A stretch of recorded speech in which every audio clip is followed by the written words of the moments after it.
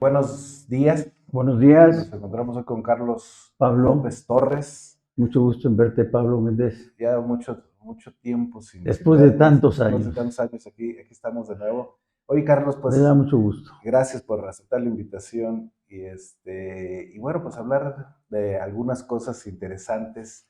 Eh, Después de 30 años quisiera que platicáramos, recapitular un poco sobre muchas cosas que han ocurrido en San Luis Potosí.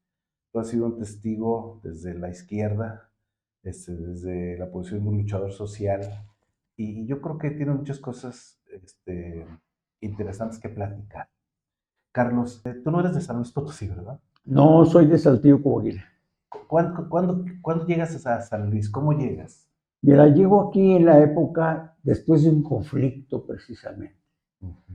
Del primer conflicto, la vista, que se oponía a la imposición de Manuel López Dávila. El hecho es que este señor, el Distrito Federal, apoyó mucho la educación especial y fundaron una escuela de educación especial que hoy lleva su nombre, Manuel López Dávila.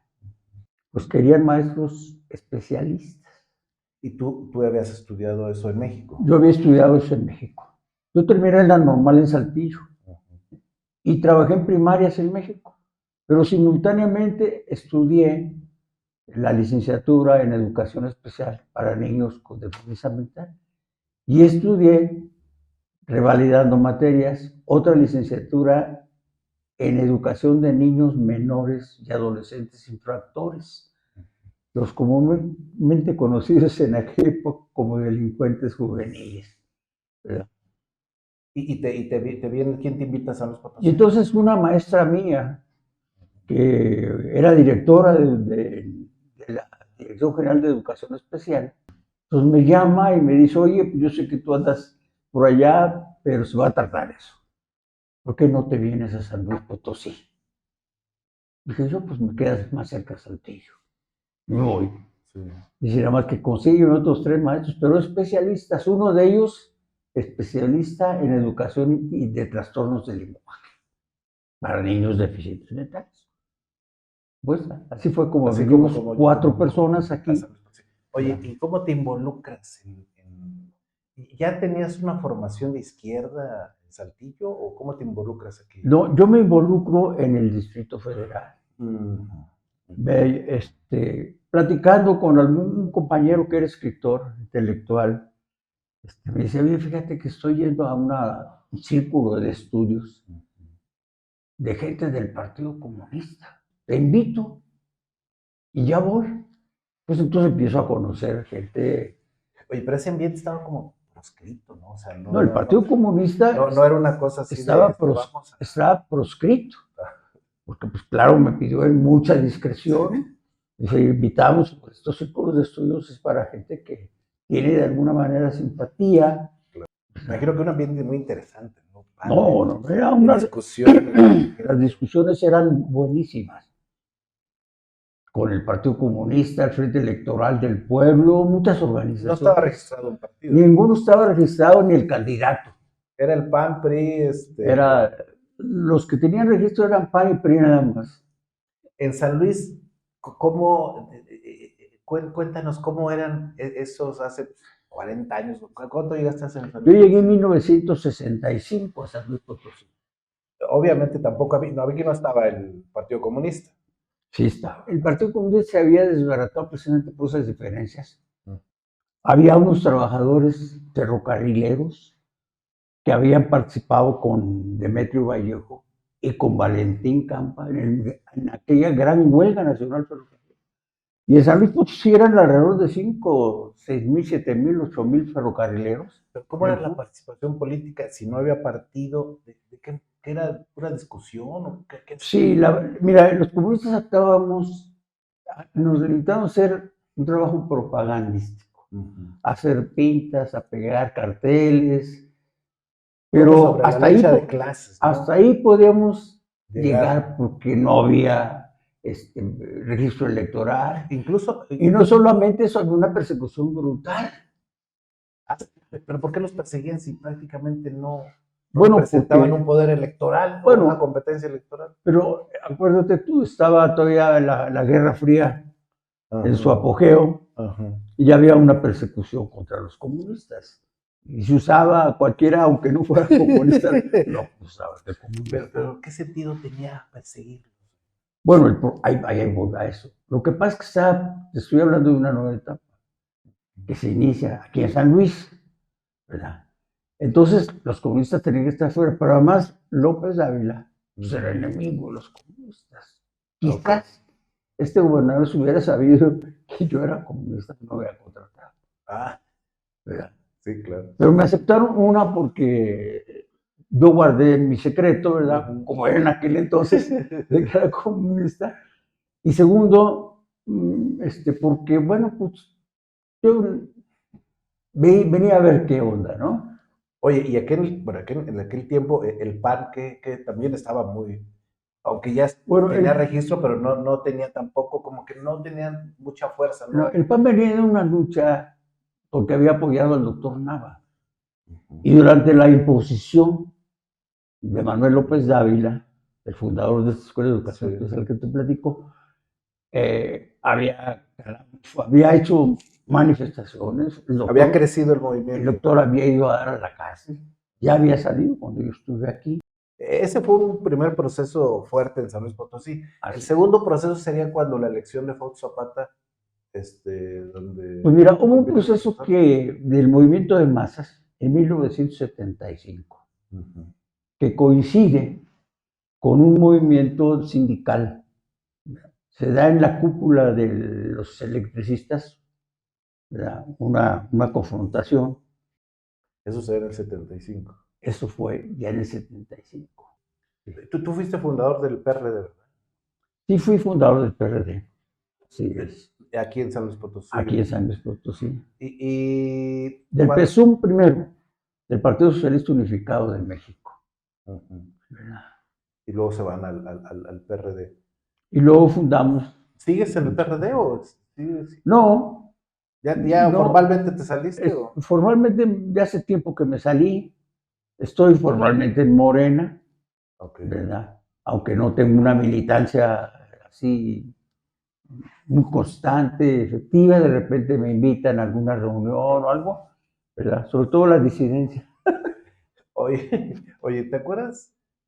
Yo me acuerdo que tú fuiste diputado, Fui diputado, y yo me acuerdo que en aquel tiempo, no, era complicado que ustedes accedieran digo, ¿cuánto te tardó para pues, ser diputado? bueno, se da otra vez otra circunstancia. Es en la época ya de Carlos Juventud Barrios. ¿Es cuando fuiste diputado? Es cuando fui diputado. No me digas, ¿con Carlos con Jesús Barrios? Carlos Juventud, mira, aquí durante la cuestión electoral no ¿Pero del permitía, PRD o del PSUM? ¿De entré qué como partido? PSUM, ¿verdad? El problema aquí es que ni el PAN tenía registro, Ok.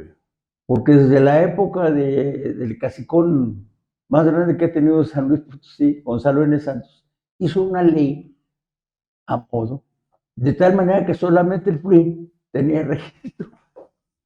Y es cuando llegué a Juventud Barrios, fíjate todo ese tiempo, que entonces se registra. Entonces el PAN se puede registrar ya, Ujú. nos registramos nosotros también.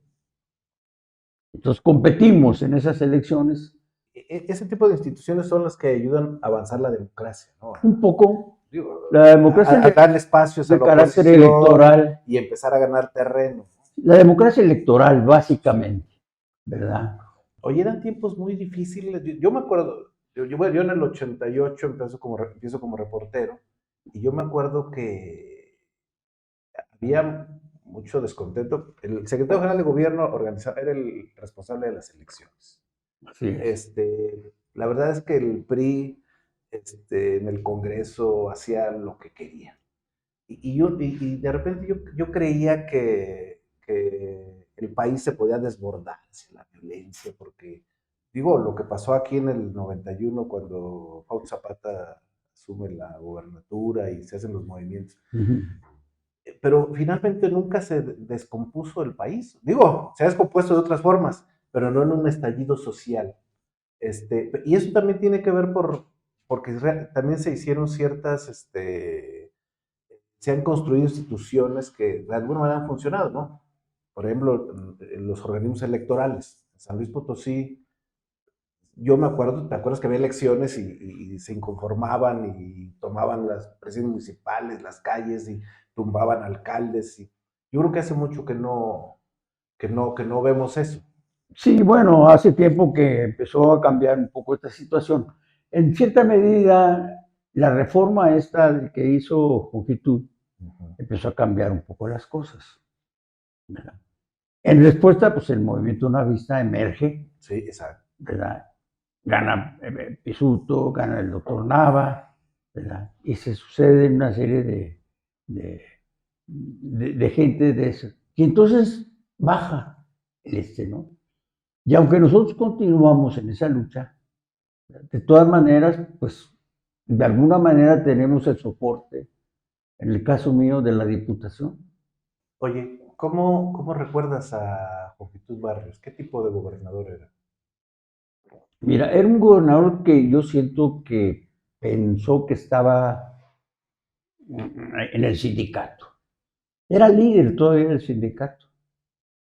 Y entonces dividía su tiempo. Una parte se iba al sindicato a atender reuniones nacionales para no perder el liderazgo, ¿verdad?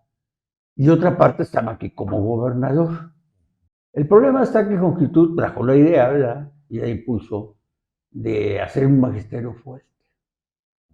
No puso, sin embargo, a un maestro en la Secretaría de Educación Pública.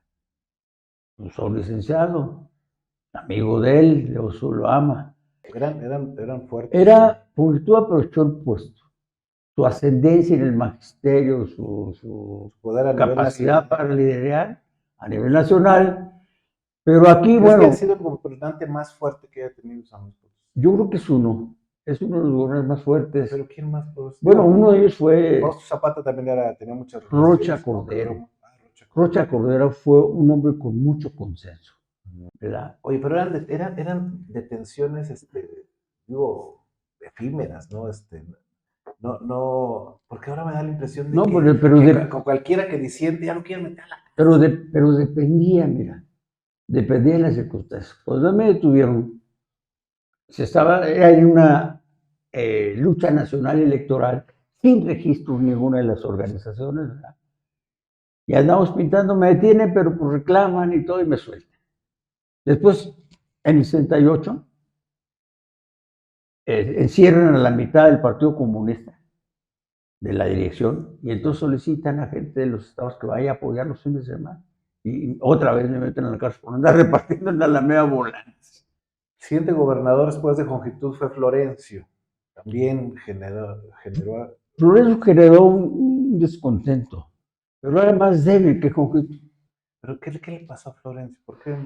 Mira, Florencio yo creo que entró como un tanto forzado, como que ¿A poco no fue candidato de Jongitud? no, ese fue su Pero si era problema. muy fuerte Jongitud, ¿cómo pudieron Florencio, meterlo tu candidato? bueno, se lo pusieron.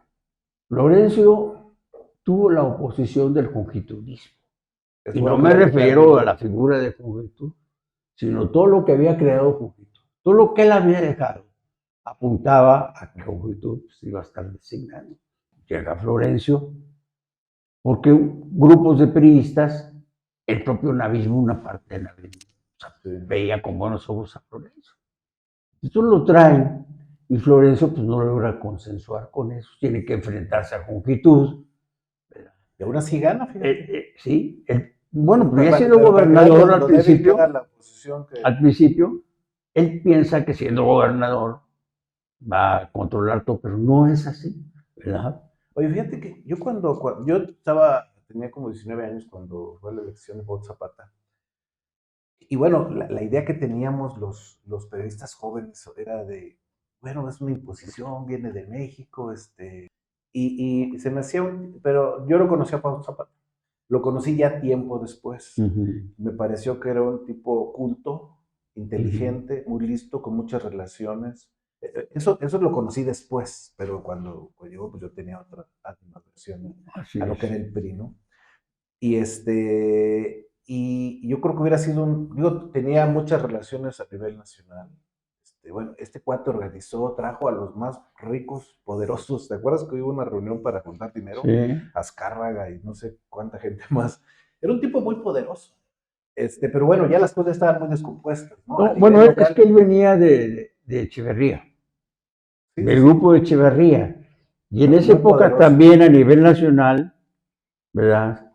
Había ya una especie de recomposición de las Mm, fuerzas al interior del PRI, mm. ¿verdad? Porque ya se apuntaba hacia otra cuestión. Así como hablaba de Fausto, también me gustaría acordarme del doctor Nava, fíjate que yo al doctor Nava cuando era reportero lo conocí yendo a un consultorio, él era oftalmólogo, Ujú, un consultorio aquí en el centro donde daba consultas gratis. ujú. Y ahí estaba el doctor atendiendo, el doctor me parece que era de esos políticos que no tenía que decir groserías, ni levantaba la voz, Así es. para encender a la gente, para motivar lo que él motivaba, ¿no? Pues llegaba y hacía su conferencia de prensa muy tranquilo, pero lo que decía era muy fuerte. Incluso sus mítines, yo me acuerdo que él empezaba su discurso potosinas y potosinos. Así es. Y nunca no se exasperaba, no. Y ahora parece que los políticos tienen esa necesidad de gritar y de pararse de manos. Un poco así. En el caso de San Luis, lo que pasa es que San Luis tenía la particularidad de que la gente no le gustaba mucho la gritería ni ese tipo de cosas. Sí le gustaba participar, que siempre ha habido movilizaciones y todo, ¿no? Sí. Pero no le gustaba mucho así violentar, ni con el lenguaje, ni eso. Trabajamos muy bien con él. Efectivamente, creo que él reunía una serie de características que la gente veía que servían, ¿verdad? Que no eran tan violentas, que podía darse una lucha. Y creo que sí, en esa época el doctor Nava tenía razón. Es decir, se iniciaba una lucha ciudadana con él. Aunque, bueno, no se iniciaba, se había dado, Sí, sí. ya. Pero después de un largo periodo volvió a coger fuerza, porque a nivel nacional se empezó a pensar, ¿verdad?, en la ciudadanía. Los políticos siguen escondiéndose. Veo a una candidata ahora que fue candidata a la gobernatura, que tiene 10 años en puestos y que de gobierno y va y se presenta. Yo soy una candidata ciudadana. Yo no hago política. O sea, se siguen avergonzando de ser políticos y hacen política y ejercen política. Así es. Pero se siguen. ¿Qué pasa, oye? Bueno, lo que ocurre es que la política en México entró en un proceso de desconocimiento de la gente, de alejamiento de la población. Cuando esto ocurre, ¿verdad?, entonces surgen los liderazgos, así como los del doctor Nava, Cuauhtémoc Cárdenas, ahora López Obrador, etcétera, ¿no? Donde la gente confía en las personas, pero O, no, o liderazgos demenciales. o liderazgos demasiado Digo, lo también. vemos en Estados Unidos con Trump, lo vemos en Brasil con Bolsonaro. En la elección pasada de Brasil, veía una nota en el país donde decían los brasileños, es que no tenemos de otra. Ya no queremos a Lula, porque ya lo tuvimos, y ya no queremos a Bolsonaro. O sea, ¿qué es lo menos Así peor? es. ¿Qué hacemos? A mí me parece que en México en el 2024 vamos a llegar ahí. A mí, pues es mi idea, Ujú. Morena cometió muchos errores, no cumplió con las expectativas que teníamos de él. Estos cuates ya los conocemos. ¿De dónde nos vamos a agarrar? Bueno, ese es el problema, mira, es que no es gratuito, es que han ocurrido cosas, una de ellas, pues es la pandemia. Uh-huh. Es decir, la pandemia evidenció la incapacidad de los gobernantes, ¿verdad?, la falta de previsión y el fracaso de toda una serie de medidas e instituciones que se habían venido creando, Uh-huh. ¿verdad?, que no fueron capaces de eso. Vamos a hablar, ya estábamos hablando del gobernante de San Luis Potosí, vamos con Fausto. ¿Qué te pareció Horacio Sánchez? ¿Qué evaluación tienes de él? ¿Cómo fue tu relación con él? Mira, la relación mía fue distante. No, antes de Horacio fue Corbalá, perdón. Con Corbalá Fue casi no efímero. tuvimos relación.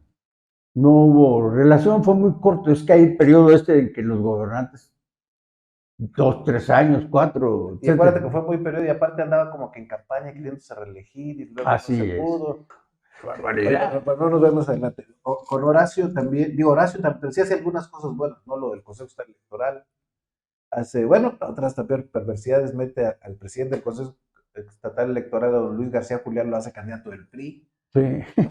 O sea, sí, tampoco era. Sí. Pero logra sacar a Fernando Silva Nieto como candidato a la gobernatura. Así es. Deja a Fernando Silva Nieto, pero Fernando Silva Nieto, pues él entra y yo creo que desilusiona a mucha gente. Yo creo que sí desilusiona, porque se esperaba más de él. ¿Cuál es tu pronóstico a nivel local? ¿Cómo ves, cómo va a estar el rejuego político? Porque por un lado vas a tener a la alianza, PRI, PAN y PRD. Por el otro lado yo creo que está Morena y en una tercera parte está el Verde con el gobernador. A mí me da la impresión de que este grupo que está ahora, que dirige Morena, no va a tener esa condición, como pasó en las elecciones pasadas, que se opusieron a aliarse con el Verde. Aquí sí, pues, la dirigente hermana de Rosa Isela le van a echar una llamada y se alía en un momento con el Verde. Entonces creo que estamos hablando de dos fuerzas políticas, el Verde y Morena contra la alianza. ¿Qué pronóstico tienes? En efecto, mira, yo creo que Morena con mucho cuidado, y yo creo que con la intervención central, más que local, ¿verdad? Porque Morena pues está dividida. Entonces, bueno, yo creo que la alianza va a pesar mucho la gente del centro. ¿Cómo va? Sí, cómo negocia con ellos. ¿Cómo negocia con ellos por un lado? Pero cómo negocia también con otros disidentes del PRI, del PAN, etcétera. Sí, porque eso fue lo que hizo ganar a Gallardo. Sí. La disidencia del PRI y del PAN. Así la es. operación de esos. Pero obviamente eso no es gratuito, nosotros lo sabemos. Exacto. En el ejercicio de la política, exacto, no es gratuito. ¿Cómo se va a conformar? Por eso las prisas de Gallardo de presentar eventos y de hacer obra. Aparte de que, bueno, yo supongo que muchos amigos de él están allí en la obra, ¿verdad? Por supuesto que sí. No veo una forma de trabajo. Al final de cuentas, yo creo que ganó, como lo que decíamos, ¿no? Por las alianzas que hizo con priistas y panistas y el pésimo candidato que tuvo el PAN. No, y Morena. Y Morena. Entonces, bueno, Morena fue. Bueno, y los votos que le pasó el superdelegado y Leonel al Verde. Entonces, al Verde, efectivamente, porque esa mujer, pues nadie la quiso. Sí. Definitivamente. Oye, Carlos, ¿por qué se han vuelto los políticos tan mentirosos? ¿Perdón? Tan mentirosos. Digo, bueno, desde que yo los he entrevistado hace 30 años, siempre pues los políticos buscan matizar los problemas, buscan darle la vuelta a las cosas. Me refiero a los funcionarios públicos o a los dirigentes, pero no con un descaro. Ahora son capaces de decir cualquier barbaridad. Yo me tocó ver a los jefes de prensa hacer circo, maroma y teatro para como arreglar un problema del gobierno. Pero no, di la mentira que quieras, mañana ya es otra cosa y no pasa nada. ¿No tienes esa impresión? Bueno, yo creo que los políticos hoy un poco se dan cuenta o tienen presente que la gente busca declaraciones espectaculares que le lleguen a partir de sus necesidades, sí. Aunque sepan ellos que no se puede resolver de inmediato, que no se puede cumplir, que depende de muchos otros factores, y entonces han venido explotando eso. Es correcto. Pero lo que pasa, mira, eso ocurre mucho en las transiciones. Yo no quisiera dar un renglón de que se vive una renovación política que apenas está iniciándose, ¿ya? Y esto incluye a todos los partidos, a los representantes de los partidos, a los candidatos de los partidos, a los gobernantes de los partidos políticos. ¿Eres optimista para lo que viene? Pues no precisamente optimista, pero a mí me parece que el proceso que se requiere en este país, si es que no sucede otra cosa, o mejor dicho, para que no suceda un retroceso, es que la gente participe más en la cuarta transformación. ¿Sí? ¿Crees en la cuarta transformación? Yo creo que sí. Mira, esto que estoy mencionando... No puedes no creer, tienes... es solamente parte. Yo creo que falta lo principal, lo medular, lo que la gente quiere ver, ¿verdad? Pero de alguna manera, si no hay una intervención de la gente para fortalecer esto, ¿verdad? Es muy probable que al rato se agote esto. Oye, Carlos, pues te agradezco mucho que hayas venido a platicar con nosotros. Esta intención es un ejercicio de conocer a alguien, digo, que la gente conozca la versión de alguien que ha estado mucho tiempo en esto. Y bueno, pues muchas gracias No, te agradezco al contrario a ti, por la entrevista. ¿verdad? Yo dejo como en el aire puestas muchas cosas de reflexión, ¿verdad? Yo sigo insistiendo, yo creo que el mundo ya no va a poder ser igual, por más que queramos. Exacto, hay que ajustarse a eso. Hay que ajustarse a eso y hay que establecer los cambios que se tengan que hacer. No hay que soñar que las cosas van a cambiar y que va a haber un mundo feliz. No, y que va a venir alguien a cambiarlas. No. Sí. No, yo creo que se necesita la participación de la gente cada vez más. Sí. Pero tiene que ir más allá del voto. Claro. Tiene que ser precisamente desde las propias instituciones que se pretenden cambiar. ¿Sí? Y en eso la educación, si se logra cambiar, ¿verdad? Aunque sea poquito el modo de pensar de los propios maestros, porque los padres de familia tienen mucho que aportar. Ellos tuvieron a los hijos 2 años y tuvieron que entrarle y algo han de haber aprendido. Y los propios muchachos, algo les quedó, claro, ¿verdad? Oye, Carlos, de todo esto. Muchas gracias. Hay que aprovechar esa fuerza. Muchas gracias. Él es Carlos Torres López. López Torres. López Torres, perdón. Carlos Javier López Torres es mi nombre completo. Muy bien. Pablo, te agradezco mucho. Gracias. Te agradezco mucho esta oportunidad que me das, ¿verdad? De platicar un ratito. De hacer estas reflexiones. Muy bien. Más que nada. Gracias. Muchas gracias a ti.